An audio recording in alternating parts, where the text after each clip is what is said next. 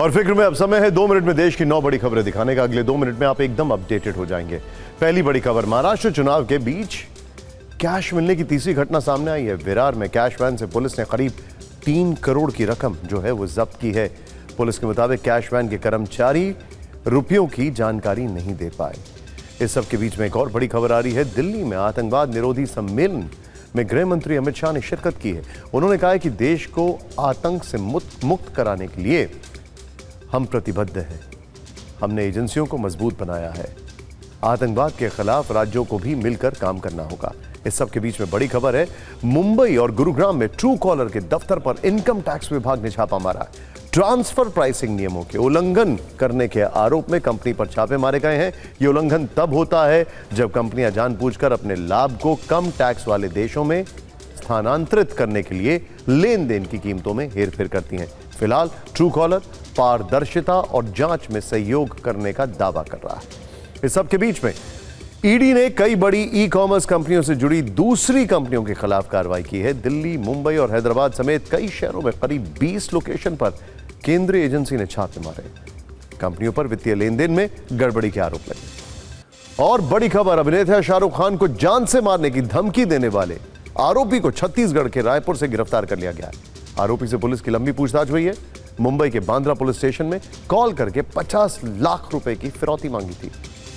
UGC NET की परीक्षा में आयुर्वेद जीव विज्ञान को विषय के रूप में शामिल किया गया है। दिसंबर 2024 से छात्र इस विषय का विकल्प चुन सकेंगे। इससे आयुर्वेद के प्राचीन विज्ञान को बढ़ावा दिया जाएगा। और बंद पड़े जेट एयरवेज के फिर से शुरू होने की संभावना खत्म हो गई। सुप्रीम कोर्ट ने आर्थिक दिक्कत से जूझ रही एयरलाइंस की संपत्ति बेचने का आदेश दिया है। अदालत ने एनसीएलएटी का फैसला भी खारिज कर दिया है। सार्वजनिक सेवा में भर्ती के मुद्दे पर सुप्रीम कोर्ट ने बड़ा फैसला दिया है। अदालत ने कहा है कि भर्ती प्रक्रिया शुरू होने के बाद नियम नहीं बदले जा सकते हैं। राज्य सरकारें कई मौकों पर प्रक्रिया शुरू होने के बाद नियम बदल देती हैं। और आस्था के महापर्व छठ पर पटना से व्यवस्था की पोल खोलने वाली तस्वीरें सामने आई हैं।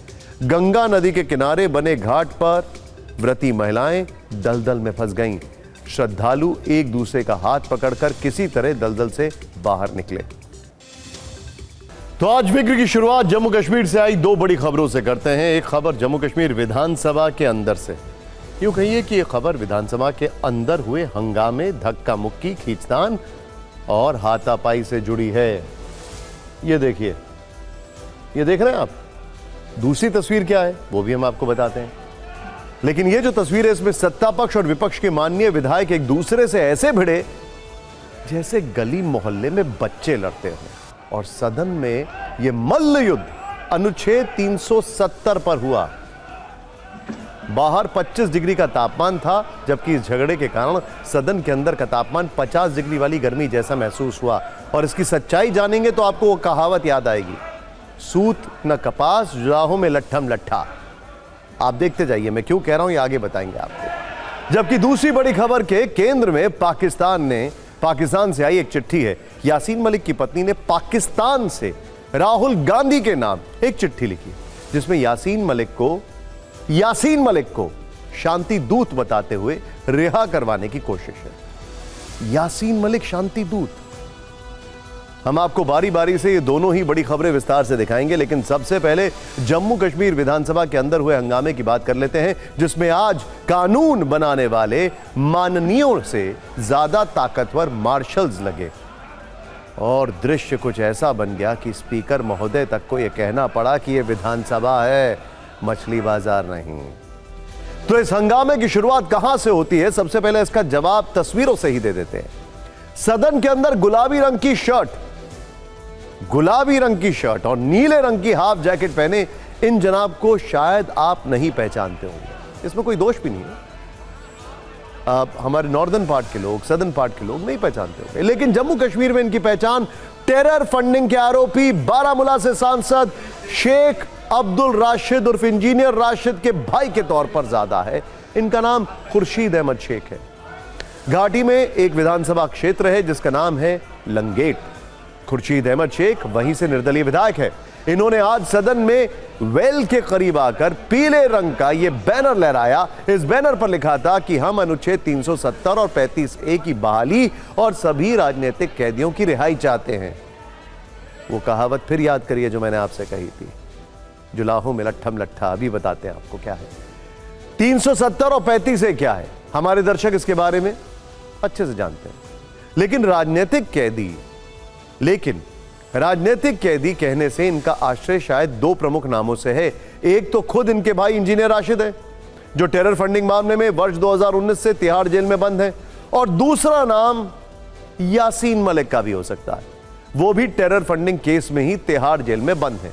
अब आते हैं हंगामे के दूसरे सीक्वेंस पर। सदन में जैसे ही खुर्शीद अहमद शेख ने 370 और 35A की बहाली वाला यह बैनर लहराया, वैसे ही सदन में नेता विपक्ष सुनील शर्मा समेत बीजेपी के दूसरे विधायकों ने इसका कड़ा विरोध किया।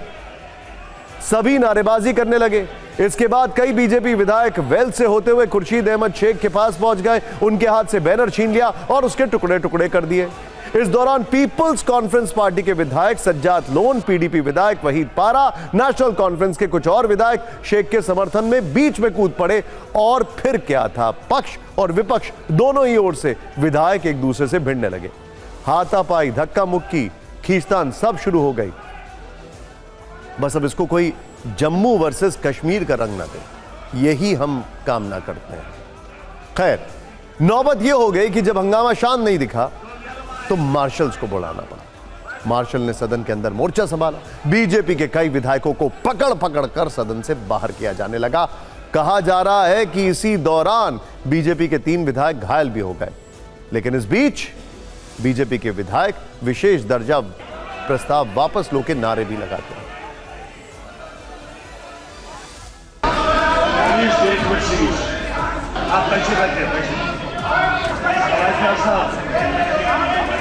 आप मेरे बात तो सुनो ना।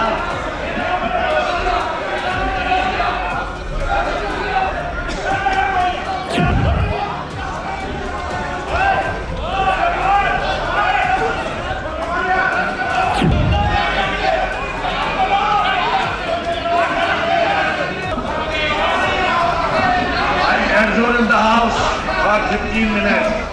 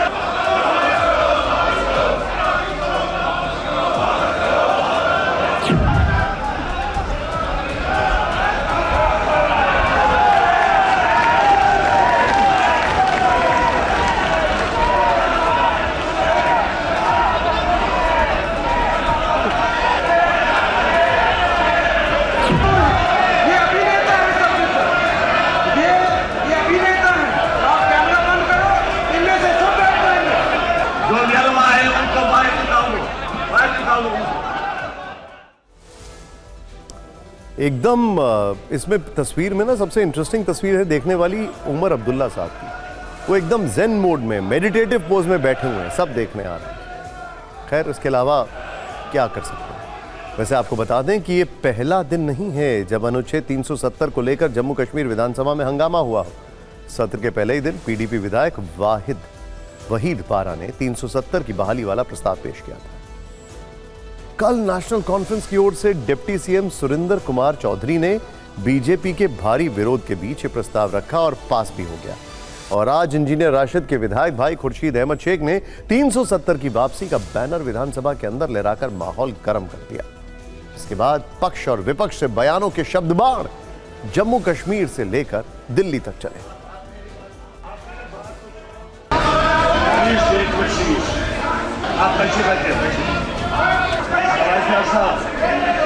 हम हिस्ट्री के लिए, तवारीख के लिए कि कल को तवारीख हमें जो है कहीं जुर्मदार ना ठहराए, हमने जो है ये रेजोल्यूशन भी टेबल की और हमने बैनर पे भी जो है असेंबली के अंदर रिकॉर्ड रखने के लिए जो है हमने लोगों के एस्पिरेशंस को वहाँ पे जो है रिप्रेजेंट करने की कोशिश की।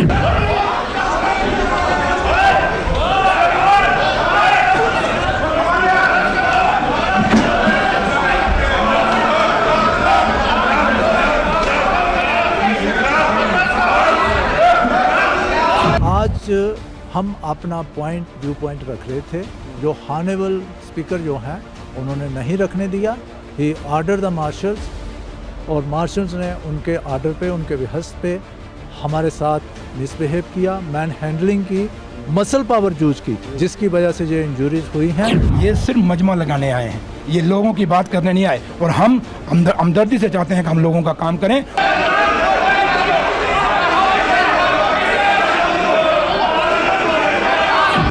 एक चुनी हुई सरकार विकास के मुद्दों पर काम करने की बजाय, भारत को जोड़ने की बजाय भारत को तोड़ने का प्रमाण दे रही है।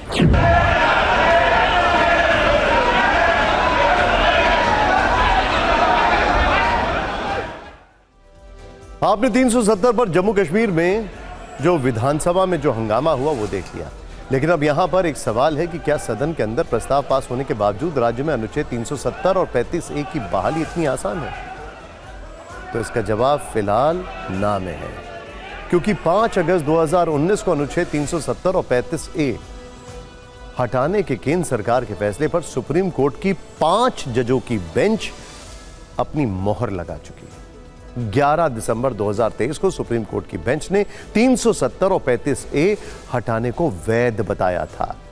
अब अगर जम्मू कश्मीर विधानसभा में 370 की बहाली का प्रस्ताव पास हुआ है तो उसे राज्य में दोबारा लागू कराने के लिए केंद्र सरकार और राष्ट्रपति की सहमति की आवश्यकता होगी। मौजूदा परिस्थितियों में संभव नहीं दिखता है। तो अब दूसरा सवाल यह भी है कि क्या ये बारीक सी जो बातें हैं पीडीपी और नेशनल कॉन्फ्रेंस को नहीं पता है? तो फिक्र के लेंस से देखने पर इसका जवाब हाँ में नजर आता है। दोनों ही दलों को ये बातें मालूम है, लेकिन ऐसी कोशिशों से वो अपने वोट बैंक को यह संदेश देना चाहती हैं कि दोनों ही पार्टियां 370 की बहाली का प्रयास कर रही हैं, भले ही इसमें उन्हें सफलता मिले या ना मिले। इसीलिए हमने कहा था, सूत न कपास जुलाहों में लट्ठम लट्ठम। खैर, अब बात जम्मू कश्मीर की चली है तो चर्चा यासीन मलिक के नाम पर लिखी गई उस चिट्ठी की भी कर लेते हैं, जो कि बहुत चर्चा में है। आज अचानक कश्मीर से यह खबर आती है और खूब ट्रेंड करने लग जाती है, क्योंकि आज टेरर फंडिंग के दोषी यासीन मलिक को शांति दूत बताया जा रहा है, जिसके माथे पर बेगुनाहों की हत्या का कारण बनने का दोष है। उसके लिए पाकिस्तान से चिट्ठी आई है। यासीन मलिक की पत्नी मुशाल हुसैन मलिक, जो पाकिस्तान में रहती हैं, कह रही हैं कि यासीन को रिहा कर दो, वो कश्मीर में अमन और शांति ला देगा। अपने शौहर के लिए मुशाल ने नेता प्रतिपक्ष राहुल गांधी को चिट्ठी भी लिखी, जिस पर राजनीतिक कलेश मचा हुआ है। इस सियासत की बात भी होगी, लेकिन पहले समझ लेते हैं कि पूरी खबर है क्या। यासीन मलिक की पत्नी मुशाल मलिक मानवाधिकार और महिला सशक्तिकरण के मुद्दे पर पाकिस्तान के कार्यवाहक पीएम रहे अनवरुल हक काकड़ की सलाहकार रह चुकी हैं। मुशाल ने राहुल गांधी के नाम चिट्ठी भेजी। उन्होंने लिखा, ध्यान से सुनिएगा, यासीन मलिक पर 35 साल पुराने मामले में भारत के खिलाफ युद्ध छेड़ने का मुकदमा चलाया जा रहा है। एनआईए उसके खिलाफ इस मामले में मौत की सजा मांग रही है। वो 2 नवंबर से अनिश्चितकालीन भूख हड़ताल पर है। यह स्थिति उस शख्स के जीवन को खतरे में डाल देगी जिसने हथियार छोड़कर अहिंसा की राह पर चलने का विकल्प चुना। मैं आग्रह करती हूं कि आप इस मुद्दे को संसद में उठाएं।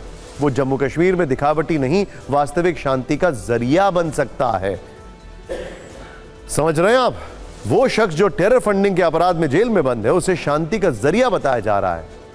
अब बहुत जल्द हाफिज सईद को नोबेल पीस प्राइज के लिए भी नॉमिनेट कर सकता है पाकिस्तान में बैठी मुशाल को अचानक जम्मू कश्मीर की इतनी चिंता होने लगी कि वो अपने शौहर की रिहाई के लिए नेता प्रतिपक्ष से अपील करने लगी। लेकिन मुशाल की सिफारिश में बीजेपी को अपने लिए राजनीतिक लाभ का अवसर दिखाई दे रहा है। पूर्व केंद्रीय मंत्री स्मृति ईरानी ने प्रेस कॉन्फ्रेंस करके कई सवालों की फायरिंग की और राजनीतिक कलेश शुरू हो गया।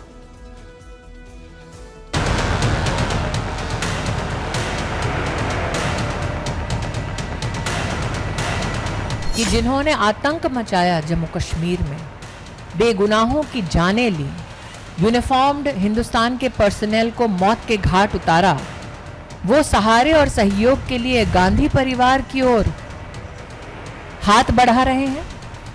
तो ऐसा क्या है कि आतंक फैलाने वाले अब कांग्रेस से सहारा मांग रहे हैं?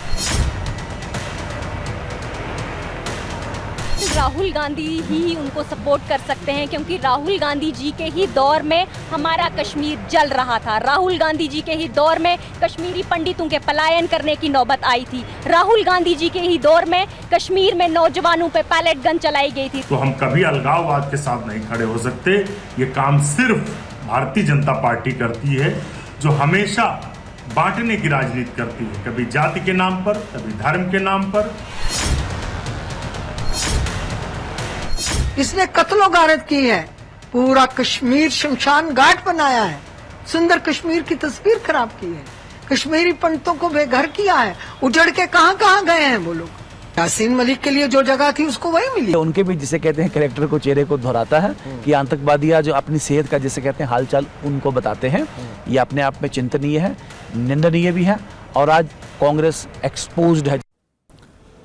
अब जिस यासीन मलिक के लिए पाकिस्तान से पैरवी आई है, उसकी हकीकत दर्शाती कुछ तस्वीरें देखते हैं। पहली तस्वीर, ये फोटो 2013 की है। तब यासीन मलिक लश्कर तैयबा प्रमुख और आतंकी नंबर 1 हाफिज सईद के साथ दिखा था। हाफिज सईद 10 मिलियन की बाउंटी है इसके ऊपर अमेरिका की तरफ से। वो खूंखार हाफिज सईद जो मुंबई हमले समेत भारत में कई हमलों का मास्टरमाइंड है, और आज भी वो भारत के खिलाफ आतंकी तकरीरें पढ़ता है, ब्रेन वॉश करता है और हमेशा मौके की तलाश में रहता है। दूसरी तस्वीर हिजबुल मुजाहिदीन प्रमुख सैयद सलाउद्दीन की है। पाकिस्तान में बैठे इस आतंकी के साथ भी यासीन मलिक के अच्छे ताल्लुकात हैं। इन दोनों की मुलाकातें खबरें बनती रही। ये सार्वजनिक तौर पर उपलब्ध हैं, लेकिन ये तस्वीरें शांति वाले नैरेटिव में फिट नहीं बैठती हैं। शायद इसीलिए यासीन की पत्नी मुशाल इन तस्वीरों को डिस्काउंट देकर चल रही हैं। एक बात और है, अपने पति यासीन मलिक के लिए चिट्ठी लिखते हुए शायद मुशाल यासीन की पुरानी टेरर कुंडली का रिवीजन करना भूल गई, जिसमें भारत विरोधी गतिविधियां बड़े करीने से दर्ज हैं। जिस व्यक्ति के लिए वो रहम मांग रही हैं, उसके इतिहास पर मासूमों के खून के छींटे। यासीन मलिक को मई 2022 में दिल्ली की अदालत ने टेरर फंडिंग के जुर्म में उम्र कैद की सजा सुनाई। 1989 में तत्कालीन गृह मंत्री मुफ्ती मोहम्मद सईद की बेटी रूबिया सईद के अपहरण का आरोप यासीन मलिक पर है। 1990 में श्रीनगर के अंदर एयरफोर्स के 4 अधिकारियों को गोलियों से भून डाला गया था। इस मामले में भी यासीन मलिक पर मुकदमा चल रहा है। यह वही यासीन मलिक है जिसने 1988 यानी 1988 में पीओके जाकर ट्रेनिंग ली थी। शुरुआत में घुसपैठ के लिए पाकिस्तानी एजेंसी ISI JKLF पर पूरी तरह निर्भर थी। यासीन मलिक इसी संगठन का प्रमुख था। 1989 में कश्मीरी पंडितों के नरसंहार का आरोप यासीन मलिक के इसी संगठन JKLF पर है। जम्मू कश्मीर लिबरेशन फ्रंट वही संगठन है जो पत्थरबाजों की फंडिंग करके घाटी में अशांति का माहौल बनाता रहा है। लगातार लगता है कि मुशाल मलिक पत्र लिखते वक्त अपने शौहर की कुंडली, खासकर क्राइम कुंडली देखना भूल गई। वो भूल गई कि जिसके अंदर वो शांति दूत की संभावना देख रही हैं, जब वो खुद कश्मीर में आजाद घूम रहा था तब किस कदर खून बह रहा था। वो भूल गई कैसे यासीन चुपचाप आतंकियों का मददगार बन बैठा था। खैर, जब यासीन मलिक की बात हो गई है तो जरा पाकिस्तान में बैठी उसकी पत्नी मुशाल हुसैन मलिक की हरकतों का रिव्यू भी कर लेते हैं। 2009 में यासीन से निकाह करने वाली मुशाल का रिकॉर्ड यह है कि आज जिस भारत के नेता से वो मदद का निवेदन कर रही हैं, उसी मुल्क के खिलाफ हमेशा भड़काऊ बातें करती रही। पाकिस्तानी मीडिया और टीवी चैनलों पर वो भारत के खिलाफ जहर उगलने वाले प्रमुख चेहरों में से एक है। आतंकवाद को लेकर भारत के खिलाफ प्रोपेगेंडा फैलाना उसका धर्म है। मुशाल के बोल इतने भड़काऊ हैं कि हम उसे सुना नहीं सकते। 2022 में जब यासीन मलिक को टेरर फंडिंग केस में सजा हुई तो मुशाल ने सोशल मीडिया पर लिखा कि हम न झुके हैं न झुकेंगे, पूरा पाकिस्तान यासीन के साथ खड़ा है। श्रीनगर में G20 की बैठक को लेकर प्रधानमंत्री नरेंद्र मोदी के लिए मुशाल ने अभद्र भाषा का प्रयोग किया था। यही नहीं, पाकिस्तान और अन्य देशों से इस बैठक का बहिष्कार करने की अपील की थी। अब आप समझ सकते हैं कि जो मुशाल आज शांति के तराने सुना रही हैं, उनका खुद का रिकॉर्ड क्या कहता है। वो खुद को मानवाधिकार कार्यकर्ता बताती हैं, लेकिन क्या मुशाल ने यह सोचा कि उनका पति जिन बेगुनाहों का खून बहाने की वजह बना, उनके भी तो मानवाधिकार थे। और एक मानवाधिकार कार्यकर्ता की भाषा कैसी होनी चाहिए, इस पर भी गौर करने की जरूरत है। इस सब के बीच में अब अगली खबर की ओर रुख करते हैं। फिक्र में अब बात भारत के उन पड़ोसियों की जो इसलिए टेंशन में है क्योंकि अमेरिका में डोनाल्ड ट्रंप फिर राष्ट्रपति बनने जा रहे हैं। एक है बांग्लादेश और दूसरा है पाकिस्तान। आज दोनों देशों की फिक्र की फाइल खोलेंगे, लेकिन पहले बात बांग्लादेश की करें। बांग्लादेश में हिंदुओं पर फिर अत्याचार हुआ है, बांग्लादेश में हिंदुओं को फिर पीटा गया है, बांग्लादेश में हिंदुओं की दुकानों को फिर तोड़ा गया है, और ये सब अंतरिम सरकार के मुखिया मोहम्मद यूनुस की सेना और पुलिस ने किया है। लेकिन ये खामोश है। आपने सुना होगा, विनाशकाली विपरीत बुद्धि इसका अर्थ है जब भी किसी मनुष्य के सामने विषम परिस्थितियां आ जाती हैं और उसका अंत निकट आ जाता है तो उसकी बुद्धि भ्रष्ट हो जाती है, वो अधर्म की राह पर बढ़ जाता है। ऐसा ही कुछ मोहम्मद यूनुस के साथ हो रहा है। ट्रंप की अमेरिका में वापसी यूनुस के लिए अशुभ संकेत लेकर आई है। उन्हें कभी भी हटना पड़ सकता है, लेकिन फिर भी हिंदुओं की सुरक्षा के लिए वो कोई कदम नहीं उठा रहे। ताजा मामला बांग्लादेश के चटगांव का है, जो कि फ्लैश पॉइंट है हिंदुओं के खिलाफ हो रही गतिविधियों को लेकर। पहले स्थानीय लोगों ने हिंदुओं के साथ मारपीट की, इसके बाद हालात को संभालने के लिए के बजाय बांग्लादेशी सेना और पुलिस ने हिंदुओं पर लाठियां बरसाई। ये तब हुआ जब हिंदू समुदाय के लोग अपने हक के लिए सड़कों पर उतरे थे। हिंदू आबादी बांग्लादेश की बहुसंख्यक आबादी के कुछ कट्टरपंथियों का विरोध कर रही थी, लेकिन तभी उन पर जुल्म ढाए गए। ये पूरा मामला क्या है उसे आप जरा ध्यान से देखिए। जमाते इस्लामी के सदस्य उस्मान अली ने हिंदुओं और इस्कॉन के खिलाफ आपत्तिजनक पोस्ट लिखी। सोशल मीडिया पोस्ट पढ़कर हिंदू समुदाय आक्रोशित हुआ। सैकड़ों हिंदू उस्मान अली की दुकान के बाहर जमा हुए। जवाब में जमाते इस्लामी के लोगों ने हिंदुओं पर हमला कर दिया। प्रदर्शन के लिए जमा हुए हिंदुओं को पीटा जाने लगा। मौके पर आई बांग्लादेशी सेना और पुलिस ने जमाते इस्लामी का पक्ष लिया।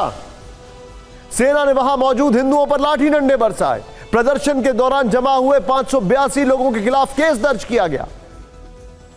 बांग्लादेश में हिंदुओं की सुरक्षा को लेकर भारतीय विदेश मंत्रालय ने कड़ी आपत्ति दर्ज कराई। See, we have observed that there have been recent attacks on Hindu community in Chittagong. Their properties have been looted, their business establishments have been looted, and these happened following incendiary posts by on social media targeting Hindu religious organizations. Yet again urge the government of Bangladesh to take strong measures to ensure the safety of Hindus and to take action against extremist elements. Bangladesh क्या terror देश बनता जा रहा है? सोचने वाला यह सवाल है जो कि कई एक्सपर्ट्स पूछ रहे हैं। अमेरिका में ट्रंप की वापसी से ढाका के जियोपॉलिटिकल समीकरण बदल सकते हैं, क्योंकि शेख हसीना ने बांग्लादेश की सत्ता में वापसी के लिए बड़ा कूटनीतिक दांव चल दिया है। इसे समझने के लिए पहले यह तस्वीर देखिए। बांग्लादेश के पूर्व प्रधानमंत्री और अवामी लीग की अध्यक्ष शेख हसीना ने ट्रंप को बधाई संदेश लिखा। हसीना ने यह संदेश अपनी पार्टी बांग्लादेश अवामी लीग के लेटर हेड पर लिखा। इस पर सामने ही मोटे अक्षरों में पार्टी का नाम है। इसके नीचे पता है 23 बंगबंधु एवेन्यू ढाका। नीचे बांग्लादेश अवामी लीग के office secretary barrister Biplab Barua के हस्ताक्षर हैं। इसके अलावा शेख हसीना ने ट्रंप और उनकी पत्नी मिलेनिया के साथ एक तस्वीर भी पोस्ट की है। इसमें शेख हसीना के साथ उनकी बेटी साइमा वाजिद भी खड़ी है। ये सिर्फ एक तस्वीर नहीं है, बल्कि इसमें शेख हसीना की ढाका में वापसी के संकेत छुपे हुए हैं। जबकि बांग्लादेश में मोहम्मद यूनुस की सरकार पर संकट आ सकता है। ट्रंप और मोहम्मद यूनुस के अतीत की यादें अच्छी नहीं है। यह भी कहा जाता है कि ट्रंप मोहम्मद यूनुस को बिल्कुल पसंद नहीं करते। इसकी क्या वजह है आपको दिखाते हैं। मोहम्मद यूनुस घोषित तौर पर डेमोक्रेट्स के समर्थक हैं। कई राष्ट्रपति चुनाव में यूनुस ने डेमोक्रेट्स के लिए प्रचार किया। रिपोर्ट्स में दावा है कि यूनुस ने ओबामा के लिए 2 करोड़ रुपए चंदा भी जमा किया। मोहम्मद यूनुस बिल और हिलरी क्लिंटन के करीबी रहे हैं। ट्रंप को मोहम्मद यूनुस का विरोधी माना जाता है। ट्रंप ने आरोप लगाया कि 2016 में यूनुस ने उन्हें हराने के लिए डोनेशन दिया था। ट्रंप ने एक डेलीगेशन से कहा था कि ढाका का माइक्रो फाइनेंसर कहां है। कुछ दिन पहले ही बांग्लादेश में हिंदुओं पर हमले की डोनाल्ड ट्रंप ने खुलेआम आलोचना भी की थी। ऐसे में कहा जा सकता है कि वॉशिंगटन में ट्रंप की वापसी ने ढाका में मोहम्मद यूनुस के लिए मुश्किलें खड़ी कर दी हैं। सोचिए, फिक्र में अब खबरों का रुख राजनीति की ओर मोड़ते हैं और आपको लेकर चलते हैं महाराष्ट्र, जहां 20 नवंबर को एक ही चरण में विधानसभा के चुनाव होंगे। वहां पर वोटिंग में अब सिर्फ 13 दिन बाकी, और जैसे जैसे तारीख नजदीक आती जा रही है वैसे वैसे यहां सियासी पारा बढ़ता जा रहा है। और अब इसमें नई आग हिंदू और मुस्लिम सियासत की है। यह आग किसने भड़काई? चुनाव में इस लड़ाई के मुख्य किरदार कौन कौन से नेता हैं, सबसे पहले इनसे आपका परिचय करवाते हैं। एक है महाराष्ट्र नवनिर्माण सेना के प्रमुख राज ठाकरे और दूसरे बीजेपी विधायक नितेश राणे। राज ठाकरे ने अपने तरकश से हिंदू मुस्लिम एकमुश्त वोट, मस्जिद, फतवा और लाउडस्पीकर जैसे चुनावी तीर निकाले, तो नितेश राणे ने अपने तरकश से 2.5 मिनट का मुसलमानों की एक बैठक वाला वीडियो बांध चलाया। हम बारी बारी से दोनों की सियासत दिखाएंगे, जिससे चुनावी राज्य महाराष्ट्र में वोट के लिए हिंदू मुस्लिम वाला कलेश शुरू हो चुका है। लेकिन शुरुआत राज ठाकरे से कर लेते हैं, जिन्होंने कल अमरावती में अपने पुराने अंदाज में आते हुए एक बयान दिया, जिसमें उन्होंने कहा हिंदू बिखरे हैं और सिर्फ दंगे के समय साथ आते हैं, जबकि मुस्लिम एमवीए को एकमुश्त वोट देने के लिए मस्जिदों से फतवे निकाल रहे हैं। और लोकसभा चुनाव में देखने को मिला था कि कैसे हिंदुओं के वोट बिखर गए थे। इसके बाद राज ठाकरे ने यह भी कहा कि अगर वो सत्ता में आ गए तो एक भी मस्जिद पर लाउडस्पीकर नहीं दिखेगा। इस पर कैसे राजनीति तेज हुई यह भी बताएंगे, लेकिन लगे हाथ नितेश राणे की भी बात कर लेते हैं। एक्स पर पोस्ट किया गया उनका एक वीडियो है जो महाराष्ट्र में हिंदू मुस्लिम वाली चुनावी आग में घी की तरह काम कर रहा है। यह वीडियो आज से 2 दिन पहले का बताया जा रहा है। नितेश राणे ने इस वीडियो को आज सुबह 8:29 पर शेयर किया। इस वीडियो के साथ उन्होंने ये लिखा, हिंदू विरोधी सेना।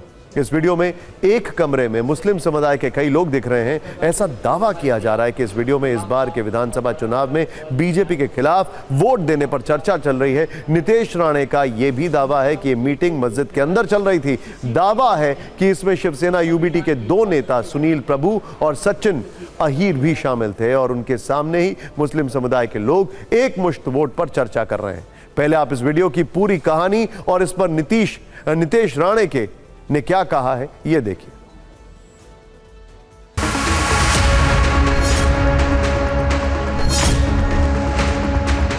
मकसद को लेकर हम लोग सारे जमा हुए हैं। मैं समझता हूँ पठानवाड़ी और उसके अतराफ की जितनी मस्जिद मदरसे हैं सब जगह पे लगभग उलमाए किराम, इमाम साहब और पढ़ाने वाले मुअल्लिमीन आए हुए हैं। आप जरा ये फिक्र लेकर आए। मैं समझता हूँ ये कोई लड़ाई सिर्फ किसी सीट की नहीं है, ये संविधान की हिफाजत की लड़ाई है, मुल्क की हिफाजत की लड़ाई है। बड़ी साजिश के साथ और बड़ी होशियारी और मक्कारी के साथ पूरा हमारा संविधान को नुकसान पहुंचाया जा रहा है।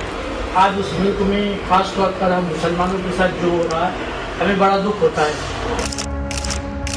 ये उबाटा के जो 3 कैंडिडेट हैं वो किस तरीके से वहां बैठ के मौलवी से अपना फतवा तैयार करके ले रहे हैं। उबाटा और महाविकास आघाड़ी के पार्टियों को हिंदू मतों की जरूरत नहीं है, हिंदू मतों को वो गिनते नहीं है। इलेक्शन में भी आपने देखा है और आपको इकरार भी करना पड़ेगा कि नहीं, उलमा ने मैदान में आकर मोर्चा संभाला और काम किया, जिसकी वजह से अच्छी सीटों से हम लोग जीते और आज भी हम काम करेंगे, मेहनत करेंगे। राज ठाकरे के बयान के 2 हिस्सों पर राजनीतिक बाराही। पहला हिस्सा जो है वो मुस्लिमों के एकमुश्त वोट वाला है और दूसरा हिस्सा सत्ता में आने पर मस्जिदों से लाउडस्पीकर को हटाने वाला है। एकमुश्त वोट वाले बयान पर आज नितेश राणे ने जहां वीडियोबाजी की, वहीं लाउडस्पीकर वाले बयान को लेकर जुबानी चिंगारियां देखने को मिल रही हैं।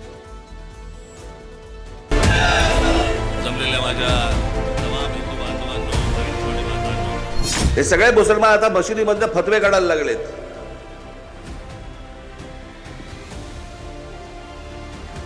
की काँग्रेसला, राष्ट्रवादी काँग्रेसला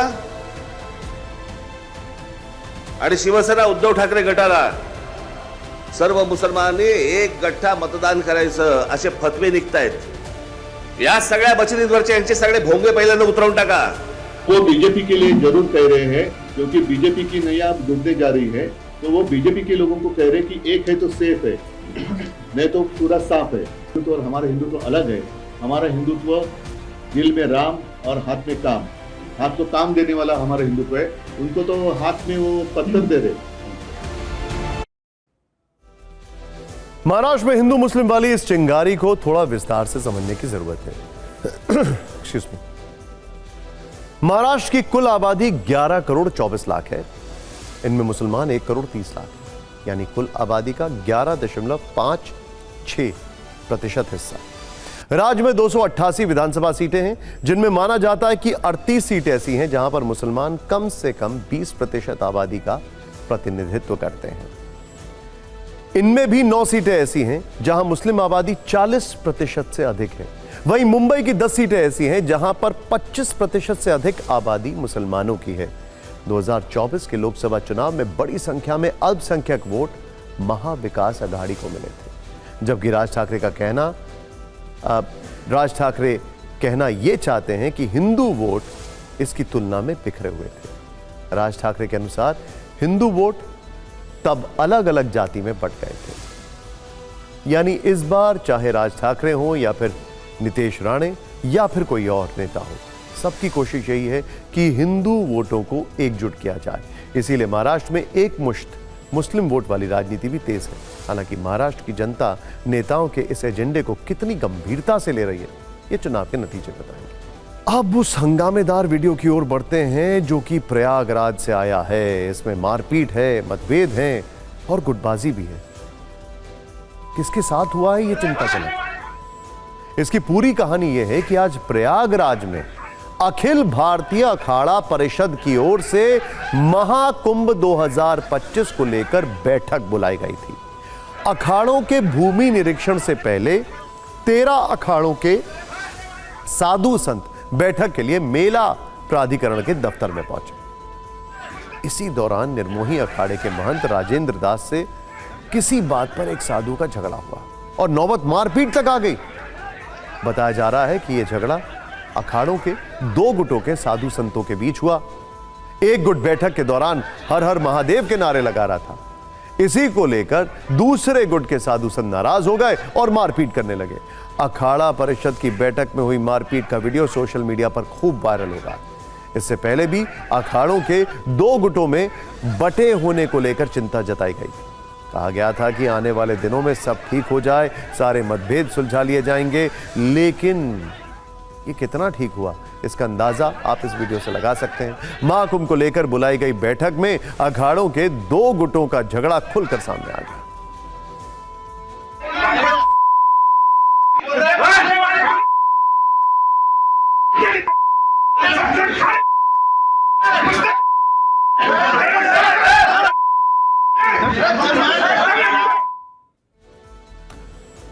अब एक अलग खबर की ओर रुख करते हैं। अब तक आपने सुप्रीम कोर्ट में हुई कई जिरह के बारे में सुना होगा। अलग अलग मामलों में चीफ जस्टिस के सवाल और वकीलों की दलीलें देखी होंगी, लेकिन आज हम आपको एक ऐसा संवाद दिखाने जा रहे हैं जो बहुत विशेष है, क्योंकि यह संवाद हुआ है सुप्रीम कोर्ट के चीफ जस्टिस DY चंद्रचूड़ और आर्टिफिशियल इंटेलिजेंस से तैयार किए गए एक वकील के बीच। बिल्कुल सही सुना आपने, एक वकील जिसे AI के जरिए तैयार किया गया है। आज इसी AI वकील से चीफ जस्टिस ने कुछ सवाल जवाब किए। आज सुप्रीम कोर्ट में national judicial museum and archive का उद्घाटन किया गया। इस म्यूजियम में एक AI वकील का सेटअप तैयार किया गया, जिससे चीफ जस्टिस DY चंद्रचूड़ ने एक सवाल पूछा और जो जवाब AI वकील की तरफ से दिया गया उसे सुनकर वो हंसने लगे। जस्टिस चंद्रचूड़ का सवाल था, क्या भारत में मृत्युदंड संवैधानिक है? इस पर AI वकील ने क्या कहा, पहले हम आपको ये दिखाते हैं। Is the death penalty constitutional in India? Yes, the death penalty is constitutional in India.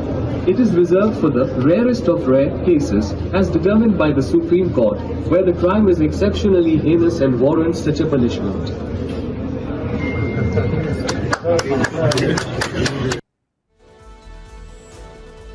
Bharat के मुख्य न्यायाधीश DY चंद्रचूड़ और AI वकील के सवाल जवाब के बाद TV9 भारतवर्ष के रिपोर्टर ने भी AI एडवोकेट से कुछ सवाल किए। हमारे संवाददाता पीयूष पांडे ने AI वकील से पूछा, भारत के संविधान में कितने अनुच्छेद हैं, इस पर क्या जवाब मिला, ये भी देखते हैं।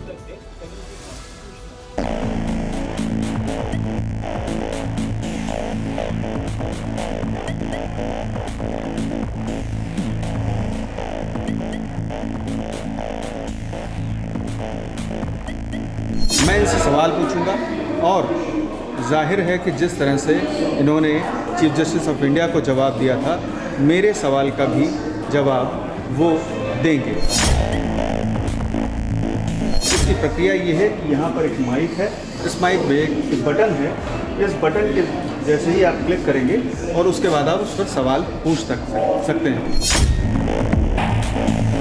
How many articles in constitution of India?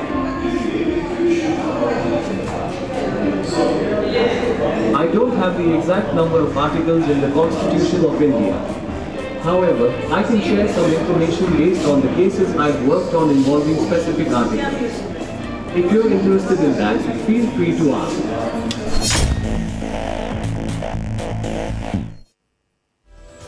आपकी जानकारी के लिए रशिया में एआई एंकर्स भी आ चुके हैं। अब हम आपको भारतीय सेना के नए बाहुबली से मिलवाते हैं, जिसकी कद काठी ही आतंकियों के दिल में डर पैदा करने के लिए काफी है। इस बाहुबली के पास 2.5 किलो का हाथ तो नहीं है, लेकिन इसका वजन 2,500 किलो है, जिससे यह आतंकी साजिशों को रौंदने का काम करेगा और जम्मू कश्मीर से फिर आतंकी उठेंगे नहीं बल्कि उठ जाएंगे। देश के रखवाले जम्मू कश्मीर में जिस बाहुबली के साथ आतंकियों का संहार करने के लिए तैयार हैं, उसका नाम है एटॉर N-1200। चाहे आपदा में रेस्क्यू ऑपरेशन चलाना हो या आतंकियों को मिट्टी में मिलाना हो, चाहे बर्फ हो या पानी, बड़े बड़े पत्थर या फिर रेगिस्तान या फिर बड़े से बड़ा दलदल, भीम का टायर वाला ये एटॉर ना तो रुकेगा और ना ही थकेगा, क्योंकि ये सिर्फ नाम का ही नहीं बल्कि काम का भी बाहुबली। एटॉर N-1200 की सबसे खास बात यह है कि यह वाहन जमीन के साथ साथ पानी पर भी चलने में सक्षम है। एटॉर पानी, बर्फ और कीचड़ के साथ साथ रेत पर भी चल सकता है।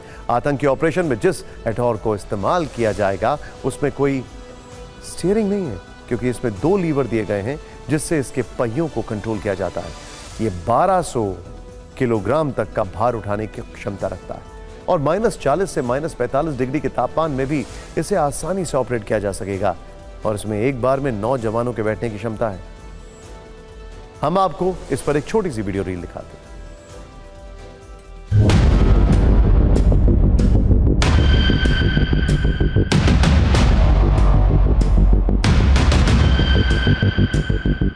लगातार जम्मू कश्मीर में आतंकवाद के खिलाफ कई ऑपरेशन भारतीय सेना और सुरक्षा बल चला रहे हैं। वहीं लगातार भारतीय सेना की तरफ से जम्मू कश्मीर में खास तौर पे नई जो टेक्नोलॉजीज़ है वो इस्तेमाल किए जा रहे हैं, नए हथियार इस्तेमाल किए जा रहे हैं।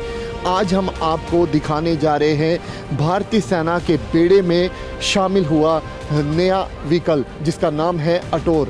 ये स्पेशल मोबिलिटी व्हीकल है और इसकी अगर बात की जाए, यहाँ पर आप तस्वीरों में देखिए, यहाँ पे पायलट और को पायलट बैठ सकता है। ये पूरी तरीके से बुलेट प्रूफ गाड़ी है और इसकी सबसे ज़्यादा खास बात ये है कि ये पानी में भी चल सकती है, ये ऊबड़ खाबड़ इलाकों में भी चल सकती है, ये स्नो बॉन्ड जैसे इलाकों में भी चल सकती है।